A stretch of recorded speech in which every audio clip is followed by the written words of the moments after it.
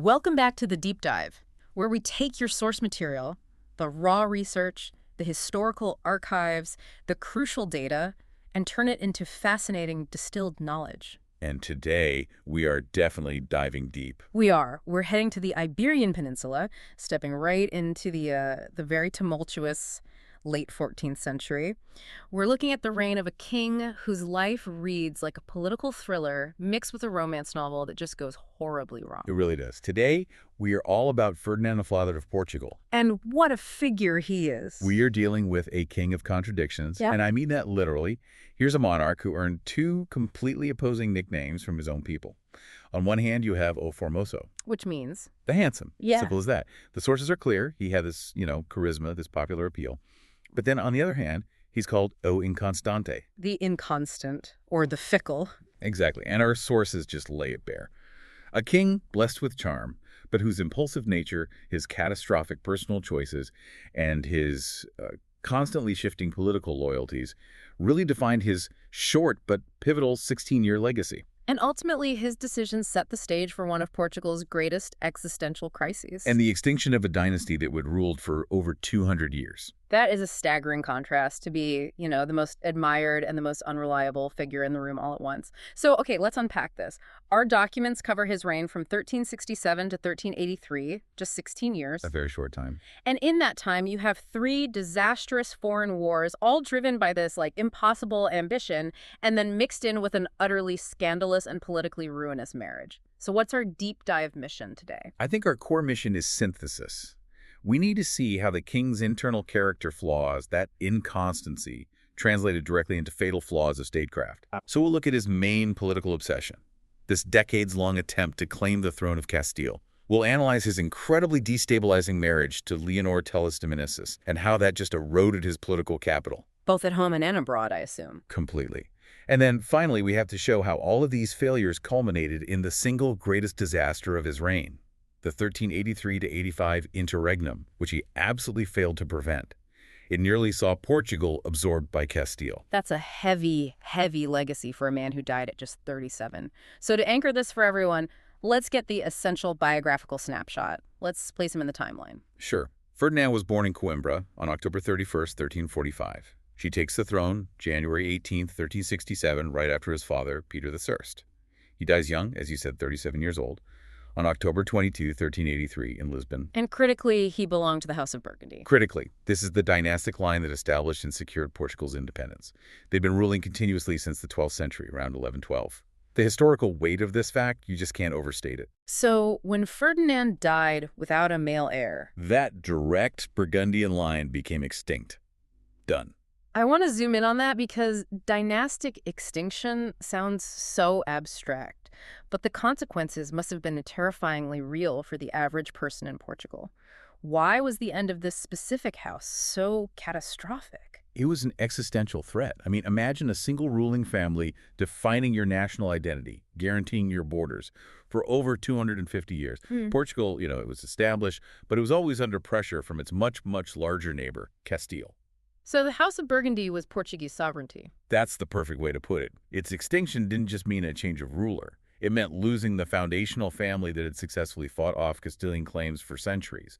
It immediately raised the specter of civil war, fragmentation, and, the worst-case scenario. Being absorbed into a unified Iberian crown under Castile. And that is the crisis Ferdinand's choices brought right to their doorstep.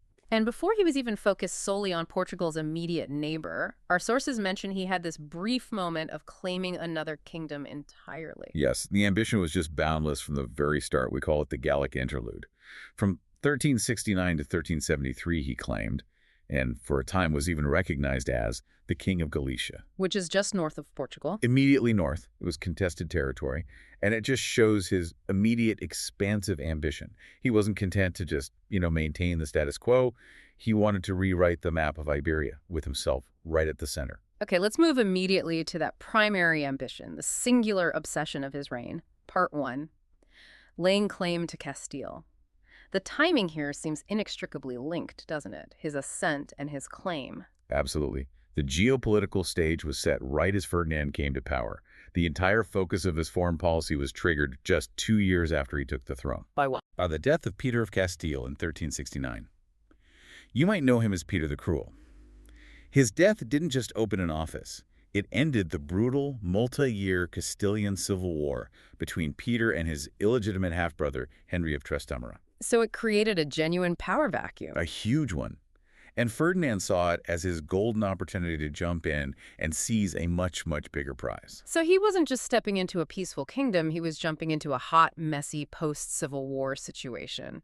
What was the exact basis of his claim? I mean, how did he justify it? Well, the claim was based on a genealogical link, but as you can imagine, it was a bit tenuous. A bit of a stretch. A bit of a stretch. He based his argument on being the great-grandson of a previous Castilian monarch, Sancho IV, tracing his right through his grandmother, Beatrice. Which, in an era of hereditary claims, I guess gives you a sliver of legitimacy. Yeah, a sliver, exactly. But claiming a throne through a great-grandparent when there were more direct lines available, well, it meant he needed more than just a piece of paper. He needed overwhelming military force or some very powerful international backing. And the reality was, the throne wasn't truly vacant, was it? That is the crucial reality check. While Ferdinand is asserting his great-grandchild status, the Civil War had already been won, and the victor was sitting on the throne. And that was? His second cousin, Henry of Trastamara. He'd just defeated and killed his legitimate brother Peter and was now ruling as Henry II. This was a battle-hardened survivor, not some weak, untested noble. He had consolidated power through war. So Ferdinand was claiming a throne from a man who had literally just taken it by force. Yes, and Henry II wasn't the only rival, was he? This sounds like a feeding frenzy for claimants. Oh, it was. The kings of Aragon and Navarre also threw their hats in the ring, which just complicated everything even more. But the true game changer, the man Ferdinand really needed to watch, was John of Gaunt. The Duke of Lancaster, one of the most powerful and wealthiest men in England, son of King Edward III. Right. So why was John of Gaunt's claim so much stronger than Ferdinand's? It was much more direct. John of Gaunt married Constance, who was Peter of Castile's eldest legitimate daughter. By the standards of the era, the claim based on the daughter of the last legitimate king just completely superseded Ferdinand's great-grandson claim. Gaunt had a stronger legal position and, critically, the financial and military backing of England. Which is why Ferdinand realized he needed to either fight him or, more logically, become his junior partner. Exactly. So Ferdinand, this young king of Portugal, decides to press his tenuous claim against Henry II, which kicks off the First Ferdinandine War. What did this initial war actually look like? The sources paint a picture of a premature, poorly organized effort. It was really just a couple of indecisive campaigns. You see some border skirmishes, attempts to seize a few fortified towns, some naval posturing. But no major decisive battles. None. And for Portugal, it meant immediate and severe financial strain. He staked his crown's legitimacy on winning a foreign throne, and when the campaign stalled, it just resulted in this mutual attrition, a huge drain on the Portuguese treasury. It showed that his ambition was way bigger than his military and logistical capacity at that time. And when neither side could get the upper hand, a powerful third party steps in. Pope Gregory II, exactly. He recognized the instability this was causing across Europe and intervened to mediate. It was less about saving lives and more about stabilizing the political map for, broader European strategies. And the result was the Treaty of 1371. Signed at Alcudum. A treaty designed to end the rivalry through that classic medieval solution. A political marriage, to the ultimate diplomatic fix. The key condition stipulated that Ferdinand, the Portuguese claimant, was supposed to marry Leonor of Castile, a daughter of Henry II. The very man he was fighting. It was meant to fuse the rival houses, reconcile their interests, and solidify the peace through dynastic union. It was sensible. It was pragmatic. It was a moment of supreme statecraft. And, of course, because this is Ferdinand the Inconstant, that sensible political route was about to be abandoned in the most spectacular, ego-driven fashion imaginable. He had just secured peace and stability through diplomacy, and he was about to set fire to the whole thing. For passion. This shift is really where the handsome king gives way completely to the inconstant king. Part 2. The scandal. Passion over politics. Just as the stability of the entire kingdom is resting on this one political marriage, Ferdinand completely goes off the rails. The timing is just incredible. The alliance with Leonor of Castile, brokered by the Pope himself, it was all set. The kingdom was expecting stability. But the sources concerned that Ferdinand, during the preparations for this union, became absolutely captivated by another woman. Passionately attached is the phrase they use. It is, and it's a moment where his personal, immediate desire just completely overrides decades of diplomatic necessity. So who was this woman who managed to undo international diplomacy and insult the Castilian court? She was Leonor Teles de Menace. And the key to the scandal is that she wasn't some noblewoman who was free to marry. Ah, there's the barrier. The massive barrier. Our sources meticulously detail it. Leonor Teles was already married. She was the wife of one of Ferdinand's own highly placed courtiers, Juan Lorenzo da Cunha, Lord of Pombero. Wow. So this wasn't a clandestine affair with someone far removed from the court. This was a high-profile betrayal right under the noses of the highest nobility. That is explosive. I mean, in the 14th century, to just break up the marriage of a high-ranking courtier through royal interference and then marry the woman yourself, that's an unprecedented display of arrogant power. How did he legally pull that off? His solution involved a massive exertion of royal and ecclesiastical pressure. He basically just forced the issue. He procured a dissolution of her existing marriage, probably citing some vague canonical reasons or, more likely, just using his absolute power to coerce a decision. And once the pass was clear? He quickly made Leonor his queen in 1372. And this action was a slap in the face on so many levels. Yeah. It repudiated the Treaty of 1371, it humiliated the intended bride Leonor of Castile, and it directly defied the papal mediation that it's just brought peace. Okay, but hold on. If that marriage was such a profound insult and such a clear violation of the treaty, why didn't Henry II of Castile just invade Portugal immediately? That is a brilliant observation, and the sources suggest he was playing a longer game. What do you mean? Well, Henry II was still consolidating his own throne, yes, but he also realized that Ferdinand had just inflicted a far greater wound upon himself than any Castilian army could have done right then. The impulsive marriage didn't lead to an external invasion. But internally? Internally, the consequences were dire. The sources confirm this conduct, this prioritizing personal passion over the security of the realm. It immediately triggered a serious insurrection in Portugal. Serious insurrection? Tell us more about that. Who revolted and what were they protesting? It was complex. It was fueled by both noble outrage and popular indignation. On the noble side, the most traditional families were horrified. They saw Leonor as a usurper of the royal bed. They feared her family's rising influence. Right, the classic court politics. Exactly. But what's significant is that the burghers and the common people in key cities like Lisbon were also outraged. They saw the king's choice as morally corrupt and financially irresponsible. It was a clear sign that the king valued his personal pleasure more than the peace guaranteed by that recent treaty. So this wasn't just some minor protest. Oh no. It showed a severe fracturing of the internal political stability that Ferdinand desperately needed to conduct his foreign wars. He essentially prioritized his personal comfort over his political survival. So how did he suppress this uprising, and what was the lasting damage? The king and his new queen did eventually suppress it, often through swift and brutal reprisals. But the damage to his political capital was irreversible. He had alienated the most traditional elements of his nobility, and he'd squandered the moral authority of the crown in the eyes of the common people. It must have sent a signal to everyone else in Iberia. A very clear signal. This act of self-interest told every major player, including Henry II, that Ferdinand was an unstable ally and an unreliable sovereign. Alliances are built on trust and internal stability, and Ferdinand willingly sacrificed both for Leonor. Which I imagine has massive implications for his later wars. Massive. He created an internally fractured Portugal that was far less capable of sustained warfare, as we're about to see. So despite having burned through his political capital with the marriage and the insurrection, Ferdinand just could not shake his lifelong obsession with Castile. Not at all. And that brings us to part 3, the resumption of the Fernandine Wars and the complexity of his repeated English connection. He seems incapable of learning from failure. He breaks the Treaty of 1371, which was supposed to secure peace, and then he immediately goes back to foreign intrigue to restart the conflict. And it goes right back to John of Gaunt. Remember, Gaunt had the strongest claim to Castile through his wife, and he was perpetually looking for a military staging ground in Iberia. So in 1372, Ferdinand and Gaunt enter into a secret treaty. For the shared goal of kicking Henry II off the Castilian throne. That's the plan. Ferdinand provides the location and the local forces. Gaunt provides the English soldiers and, supposedly, the money. This alliance leads directly to the Second Fernandine War in 1373.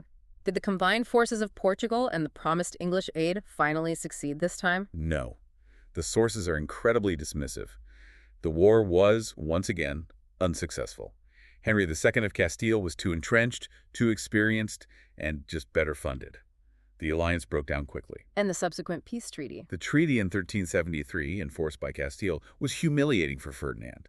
It included a strict and specific clause forcing the exile of his remaining Galician supporters. This was a direct dismantling of that Gallic interlude we talked about earlier. So not only did he fail militarily, but he was forced by treaty to betray the very people who had risked everything to support his claim in Galicia. That must have cratered his influence outside Portugal. Precisely. Every time he fought for Castile, he lost ground, he lost supporters, and he undermined his own claim.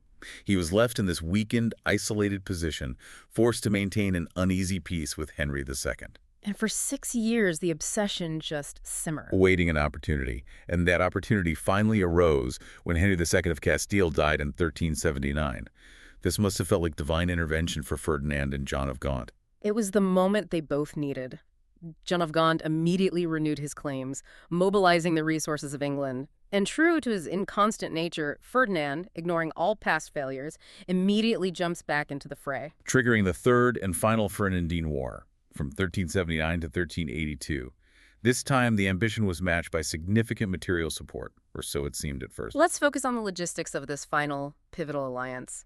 The English army, led by Edmund Langley, arrives in 1381, but our sources highlight a fatal flaw. Yes, conflict erupts on the frontier, but the operation was doomed from the start. The English army, while powerful on paper, was described as ineffectively equipped and financed. And this is where the core analysis of Ferdinand's failure as a strategist really comes into play. An ill-equipped army is a paper tiger. It is. Wait, if Ferdinand was pushing this alliance for years, spending enormous Portuguese resources, why would he ally himself with a poorly supplied army, or fail to provision them once they arrived? Was he a poor strategist, or just a bad logistician? That is the crucial question this detail raises, and it speaks directly to our deep dive's thesis, the failure of the inconstant king. There are two possibilities, and both are damaging to his legacy. Okay, what are they? First, England, under pressure from the Hundred Years' War with France, may have just sent a poorly supported expeditionary force. But the second possibility, and the one that really fits Ferdinand's character, is that Portugal was supposed to provide the majority of the provisions, the logistical backbone, maybe even the cash to keep the English forces motivated. And given the internal fracturing we discussed and the financial drain from the previous two wars, it seems highly probable that Portugal simply couldn't deliver. Exactly. Ferdinand's earlier political failure, that scandalous marriage, directly limited his ability to raise taxes, to consolidate supplies, to maintain the infrastructure needed to support a massive foreign army. His logistical failure here was a direct consequence of his political capital erosion. He just didn't have the resources or the internal goodwill to make the alliance work. He didn't. So, faced with a poorly supported campaign that was destined to fail, what did Ferdinand the Inconstant do? He demonstrated his nickname one last time on the battlefield. Yeah. He abandoned his ally. Seeing the impending disaster, Ferdinand quietly opened separate negotiations with Castile. No. He made a separate peace at Badajoz in 1382, completely cutting off the Duke of Lancaster and Edmund Langley. He just left them marooned and betrayed in Portugal. A complete political and military betrayal of his closest and most powerful ally. It was a catastrophic move for Portugal's future standing. After years of intrigue and 3 separate wars, Ferdinand ended his commitment by betraying the Duke of Lancaster.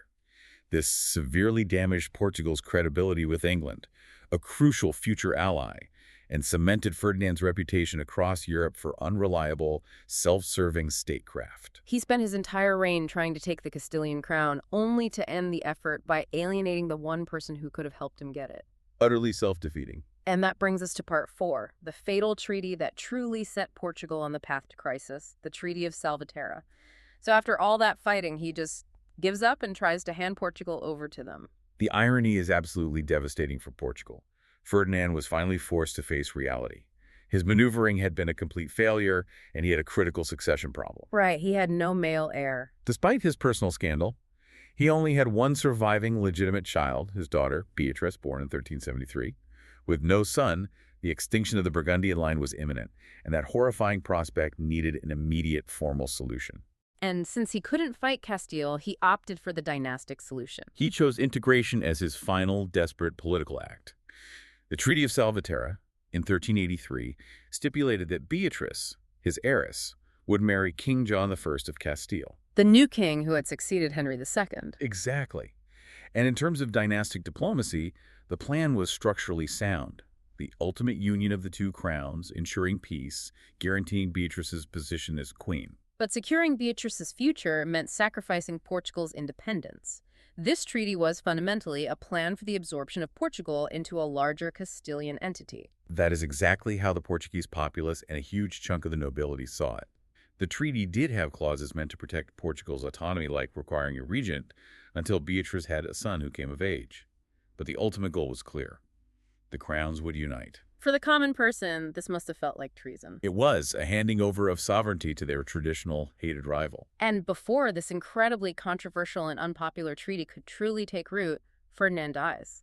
And the death itself adds another layer of intrigue. His death was very sudden. Shortly after the treaty was ratified, on October 26, 1383, he was only 37. And the sources specifically state his death was probably from poisoning. Wow. Okay, that's critical. The timing suggests intense political upheaval. So who benefited? Well, King John I of Castile benefited by having an immediate claim to the throne. But segments of the Portuguese nobility, who desperately opposed the Salvaterra Treaty, also benefited immensely by removing the king who signed it. So whether it was Castilian maneuvering or Portuguese patriots, the consequence was immediate and catastrophic. Total political vacuum. He leaves no male heir, ensuring the extinction of the direct Burgundian line. And because his heir Beatrice was married to the Castilian king, the Portuguese people felt they had no choice but to declare the treaty stipulations set aside. National sovereignty trumped the dynastic marriage. Instantly. So if the treaty is set aside and the legitimate heir is married to the enemy king, who steps up to fill this immense vacuum, who stops Portugal from being absorbed? This is the moment a new hero of the Portuguese nation steps forward. John. Critically, he was John, the Grand Master of the Order of Aviz, and the sources tell us he was Ferdinand's illegitimate half-brother, the natural son of Peter I. Let's pause there. Why did the Grand Master of the Order of Aviz have the military and political legitimacy to claim a throne, despite being illegitimate? The Order of Aviz was one of Portugal's most powerful military and religious institutions. It was kind of a state within a state, like the Knights Templar, but purely Portuguese. As the Grand Master, John controlled significant military forces, wealth, and a dedicated network of loyalists. So his illegitimacy was a handicap, but his power base was a huge advantage. A huge one. It offered a far more palatable alternative to Castilian rule. He represented the only force strong enough to actively resist John of Castile, who was now claiming Portugal through his wife, Beatrice. And John of Aviz's claim kicked off the 1383-1385 crisis. Sometimes just called the Interregnum. It was a brutal war for Portuguese independence, pitting the national faction, led by John of Aviz, against the dynastic faction, led by the Castilian king and his Portuguese wife. And this leads to the founding of a new ruling house, which is perhaps the greatest irony of Ferdinand's entire reign. Absolutely. The crisis eventually saw John of Aviz triumph over the Castilians, most famously at the Battle of Veljubarota in 1385. And that leads to the establishment of the House of Aviz. So the ultimate legacy of Ferdinand I, the handsome king who desperately wanted the Castilian crown, was the successful, bloody defense of Portuguese independence, led not by his legitimate heir, but by his illegitimate half-brother, against the very Castilian king his own daughter had married. His life's political project was just utterly reversed by the consequences of his death. Before we wrap up the political legacy, we have to look back at the personal life that fueled so much of this. This is part 5, Family and Dark Rumors. It really highlights the chaos of his court. It really does. It reinforces the moral and political turmoil surrounding him. So let's quickly recap the legitimate family, because it's directly responsible for the succession crisis. His queen was Leonor Teles de Meneses. They had their one surviving legitimate child, Beatrice. The heiress who married John of Castile. And it bears repeating, the lack of a surviving son is the single most important factor here. It cannot be overstated. The queen did give birth to 2 other legitimate children in a desperate attempt to secure the line. A son was born in 1382. He lived only 4 days. Wow. And a daughter was born in 1383, and she lived only a few days. If that son had survived infancy, the entire 1383-1385 crisis, the war of the new dynasty, it likely never would have happened. The entire destiny of Portugal hinged on those 4 fragile days of an infant's life. The tragedy of the legitimate line is compounded by the murkiness of the illegitimate line, which adds even more scandal to his reputation. Yes. The sources detail his natural daughter, Isabel of Portugal, born around 1364. She married Alfonso Enriquez, who, again with the irony, was the illegitimate son of Henry II of Castile, one of Ferdinand's main rivals. It just shows how deeply intertwined these families were, even when they were at war. They were. But this is where the truly dark rumors, the ones that stick in the historical record and were politically weaponized, come into play. The ones that reinforce the inconstant nature, not just in politics, but in moral conduct. This detail goes beyond mere scandal. It touches on a shocking level of moral ambiguity that historians thought was important enough to document. While the mother of his daughter Isabel is often listed as unknown, our sources reference a widely circulated and enduring rumor. What was it? That Isabel's mother was none other than Ferdinand's own half-sister, Beatrice, Countess of Albuquerque. A rumor of incest with his half-sister, recorded by chroniclers of the time. That is an extraordinary piece of historical documentation. Why would a rumor like that circulate, and what political function did it serve? It served to completely delegitimize Ferdinand and his entire lineage, which was essential for the rise of John of Aviz. In the 14th century, illegitimacy was a moral strike, but incest was a mortal sin, a deep societal abomination. So they were weaponizing gossip. The fact that this specific rumor was so strongly circulated suggests that Ferdinand's political opponents, including the supporters of John of Aviz, used it as a weapon. They argued that the king's moral depravity was so complete that the Burgundian line was cursed, tainted, and unfit to rule a Christian kingdom. That makes perfect sense. They weren't just arguing against Castilian rule, they were arguing for the moral necessity of rejecting the entire system Ferdinand had created. Precisely. This extreme rumor underscored why, when he died, the Portuguese people were so ready to look past the technical illegitimacy of John of Aviz, a proven military leader, in favor of rejecting the consequences of Ferdinand's life choices. They weren't just seen as poor policy, but as profound moral failures. The King of Formosa was ultimately destroyed by the shadow of Inconstant. We've reached the conclusion of our deep dive into Ferdinand I of Portugal. It's hard to find a king whose personal choices had more immediate and drastic national consequences. It's truly a cautionary tale of passion overwhelming prudence. The key takeaway is this. Ferdinand's reign was a brilliant, but ultimately tragic, study in contradiction. He was the handsome king whose political actions were just ruinous. His reign was defined by the massive failure to secure Castile, consuming enormous resources across 3 separate wars. His impulsive marriage to Leonor Teles fueled massive internal unrest, fracturing his ability to govern. And his final political maneuver, the Treaty of Salvaterra, directly triggered an existential war for Portuguese independence by linking his own daughter to the Castilian throne. And even the fate of his physical remains and his memorial. It serves as this striking, contradictory metaphor for his entire life, which our sources capture beautifully. It is the perfect historical punctuation mark. On one hand, he's commemorated with this spectacular, ornate tomb, a work of high medieval craftsmanship. It's on display at the Carmo Archaeological Museum in Lisbon, a monument worthy of the King of Formosa. But Here's the profound kicker. His actual body, his physical remains, were destroyed during the invasions of Portugal, while his tomb was still located in Santarém. His body was never recovered. So we're left with the elaborate, handsome memorial for the King of Formosa, the facade of royal authority. But the actual substance of the man, the physical reality of Ferdinand, is permanently lost. That is the ultimate legacy. A king of great personal appeal but without lasting, sustainable substance, leaving behind a beautiful but empty monument. His ambition for Castile led only to chaos and the end of his dynasty at home. And the crisis he created was solved only by the rise of his half-brother, John I of Aviz. And that leads us to our final provocative question for you, the listener, to mull over. We've established Ferdinand failed 3 times to conquer Castile. But the source material, focusing on that Third Fernandine War, repeatedly points out that the English army was ineffectively equipped and financed. Which raises the strategic dilemma. If Ferdinand had been less inconstant in his personal life, if he'd maintained the internal political capital to ensure a stable treasury, and if he had successfully channeled resources to properly provision and pay that massive English army he secured in 1381, would the outcome of the war have been different? So a king who conquered through charisma but failed because he couldn't manage his supply lines. It makes you wonder how often history is changed, not by grand strategy, but by mundane administrative competence. Something to think about the next time you look at the beautiful, empty tomb of Ferdinand the Handsome and the Inconstant.